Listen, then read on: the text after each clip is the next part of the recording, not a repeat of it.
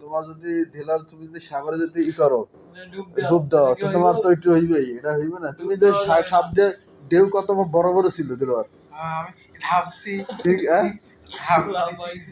মানে তুমি কি ওই যে আগে সাগরের পানিতে গোসল করে পরে আবার এমনি পানিতে গোসল করছো না? নাহলে তো কালো হয়ে যাবা। গোসল করছো তো?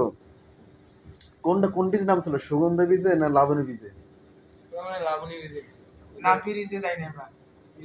ওই যে তোমার ওই যে নাম ছিল মনে হয় ওই যেই জায়গায় একদম মেন রাস্তার সাথে যে বীজটা, ওইটা কলাতলি বীজ, কলাতলি বীজ না সুগন্ধা বীজ, কোনটা নাম ছিল? এরা লাবণী বীজের সাথে ছিল। লাবণী বীজ তো একবার মাথা, ওই মাথা, ওই মাথায় ছিল, ওই মাথায় গাড়ি নামাইছে। ওই মাথায় গাড়ি নামাইছে। ওই লাবণী মাথা থেকে এইদিকে সুগন্ধা, তারপরে তো কলাতলি, হ্যাঁ তো একদম মাথায় নিয়ে গেছে আমাদের গাড়ি। আমরা রুমও নিছি আবার মাথায়। ওই মাথায় ওই রুম নিছি কোথায় জানেন? এয়ারপোর্টের দিকে। হলিডে মোড় ছিল না? হ্যাঁ, হ্যাঁ, হ্যাঁ। হলিডে মোড়ে আমরা তো এদিকে নিছি লাবণী বীজ ছিল। এই কাহিনী। কিন্তু তোমার এই যে দুপুরে খাইছিলে কি তুমি? রূপচাঁদা মাছ এই রূপচাঁদা মাছ, আর কি খাইছো? আর কিছু এটা কি ওইখানে আশেপাশে হোটেলে খাইছো? আমরা হিমছড়ি যাচ্ছি হিমসরি যে খাইছো? ওখানে তো ভালো খাবার। কত করে নিছে প্যাকেজ?